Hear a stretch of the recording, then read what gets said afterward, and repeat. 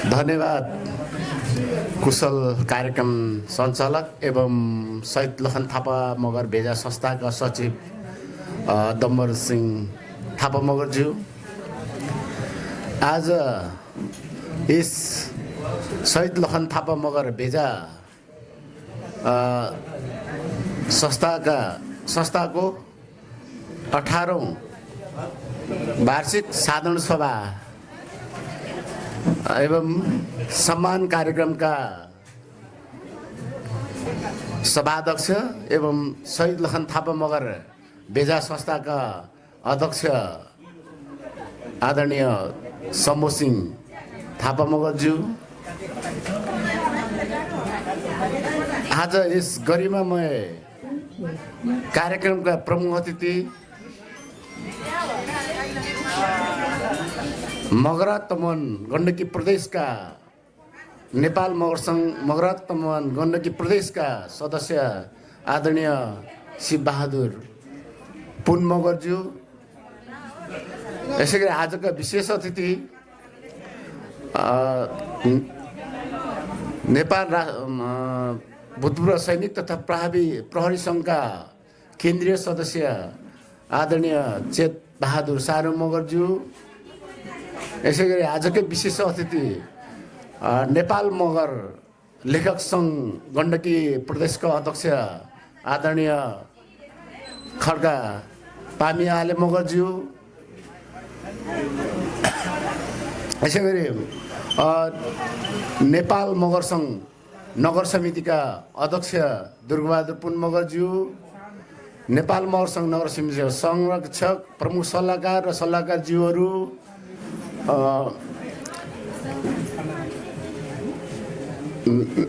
गैँडाकोट नगरपालिका ward number 1 का जनप्रतिनिधि वडा सदस्य महिला नेत्री चेलीमाया सारू मगरज्यू,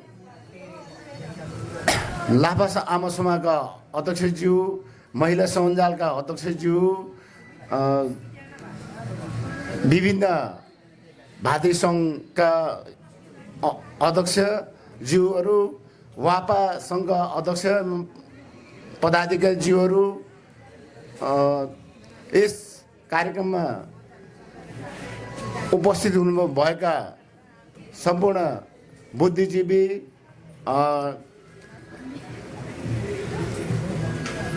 आमा बुवा दाजुभाइ दिदीबहिनीहरू, यो बुलिन्डार प्रेसका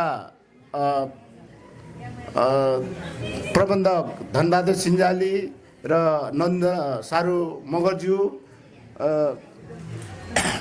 आज सम्मानित हुनुभएका ज्येष्ठ नागरिक बुवा आमा दाजुभाइ दिदीबहिनीहरू, बुवा आमाहरू र जो खेलबाट पनि सम्मान, खेल विभिन्न विधामा सम्मान पाउनुहुने सम्मानित व्यक्तिहरू, जुन विद्यार्थी भाइ बहिनीहरू र यो कार्यक्रमलाई सभ्य र भव्य बनाउनको लागि पाल्नुहुने तमाम गैँडाकोट 1 र 2 का बुवा आमा दाजुभाइ दिदीबहिनीहरूमा म नेपाल मगर सङ्घ जिल्ला समन्वय समिति नवलपरासी व्रतगत सुसपूर्वको उपाध्यक्षको तर्फबाट र मेरो व्यक्तिगत तर्फबाट यहाँहरूलाई यो चिसो मौसममा न्यानो चाहिँ अभिवादनको साथ जोडले नमस्कार गर्न चाहन्छु। जोडले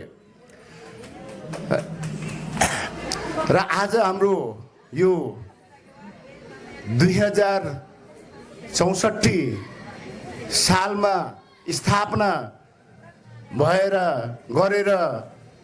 जो आज 18औं वार्षिक साधारण सभामा हामी जुटिरहेको छौँ र यो जुट्दै गर्दाखेरि सर्वप्रथम त म जो यो संस्थालाई मगरको हक र हितको लागि जुन भिजन रिजन लिएर जुन चाहिँ गठन गर्नुभयो, गठन गरेर यो अहिले यहाँसम्म ल्याउने तपाईहरु जुन स्थापना गर्नुभयो त्यस कारणले सबभन्दा पहिला म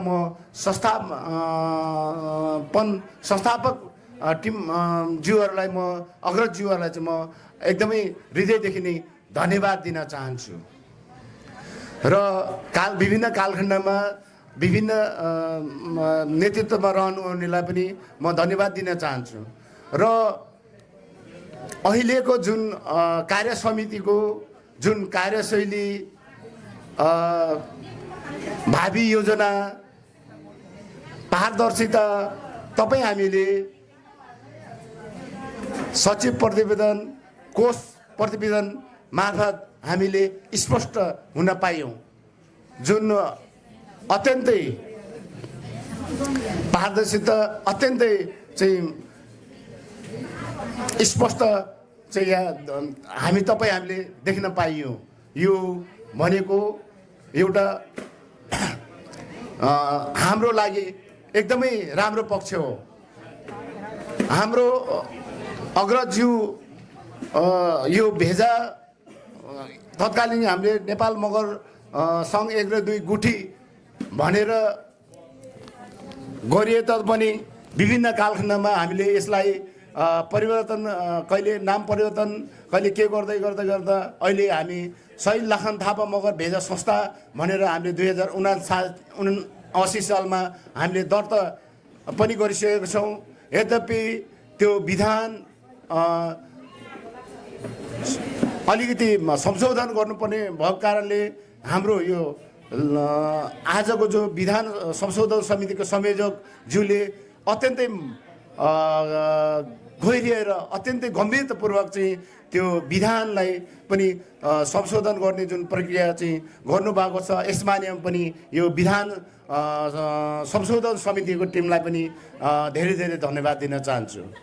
र यो आर्थिक प्रतिवेदनमा हामीले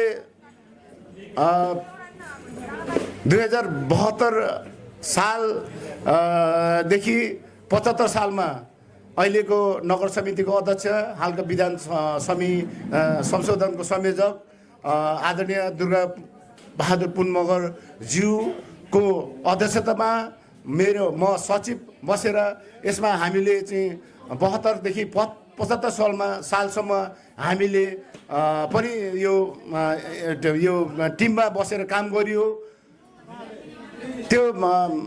त्योभन्दा अगाडि हाम्रो लगभग यो साधारण सभाहरू, यो आर्थिक प्रतिवेदनहरू हामीले त्यति देखिएको पाइएन।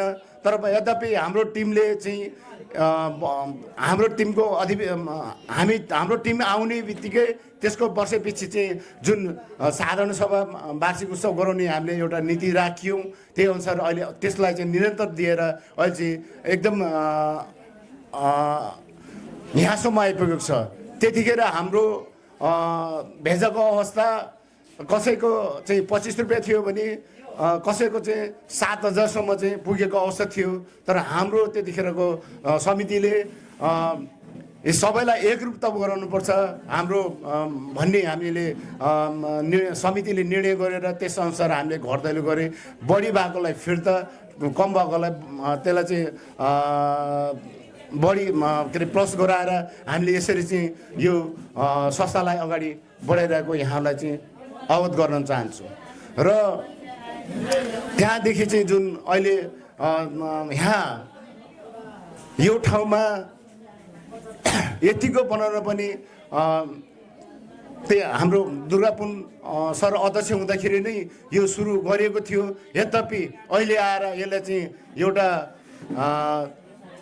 यहाँ धेरै प्रगति भइसकेको छ। यहाँ कम्पाउन्ड लाउनेसम्म यहाँ चाहिँ हामी सफल भएका छौँ।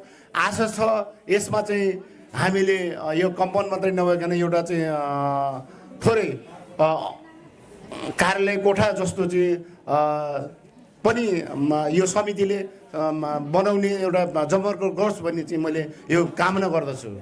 र हामी अघि नगर अध्यक्षज्यूले राख्नुभयो, हाम्रो भेजा समिति लगभग हाम्रो नगरमै एउटा उत्कृष्ट हो कि भन्ने उहाँले राख्नुभएको थियो। यसैमा म जोड्न चाहन्छु। यसमा हामी यो वडा भेजा समितिमा मात्रै होइन, सीमित छैनौँ। हामी अहिले यही संस्थाको टिमबाट हामी नगर हाँकिरहेको अवस्था छ। हिजो मैले पनि नगर 2 कार्यकाल लगभग 6 वर्ष हाँकियो भने अहिले यही संस्थाको सदस्यबाट चाहिँ अहिले नगरको नेतृत्व गर्दै रहनुभएको छ। यति मात्रै नभएर म अहिले यही संस्थाको मायाले, संस्थाको यो सदस्यज्यूहरूको मायाले, सपोर्टले गर्दाखेरि म अहिले जिल्ला उपाध्यक्ष रहेर काम गर्न चाहिँ गरिरहेको छु। मैले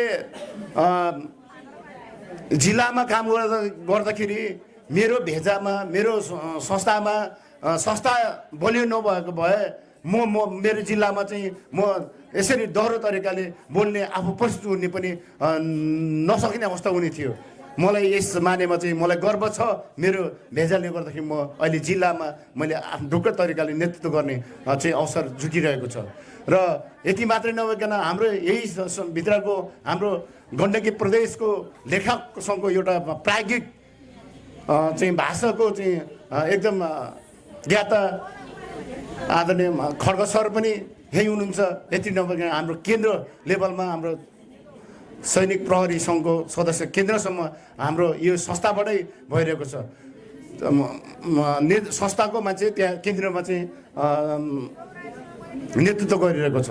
त्यस कारणले हामी अब यो मात्रै होइन, हामी यता मगर सङ्घमा त हामी लगभग हामीले आफ्नो भेजा नगर, जिल्ला, प्रदेश, केन्द्रसम्म हामी नेतृत्व तहमा पुगिसकेको छ। तर विडम्बना हामीले एउटा जनप्रतिनिधिको रूपमा चाहिँ हामीले बल्ल एकजना मात्रै हामीले चाहिँ यहाँ एकजना वडा सदस्य मात्रै प्राप्त हामी माझ हुनुहुन्छ हाम्रो सदस्यहरू।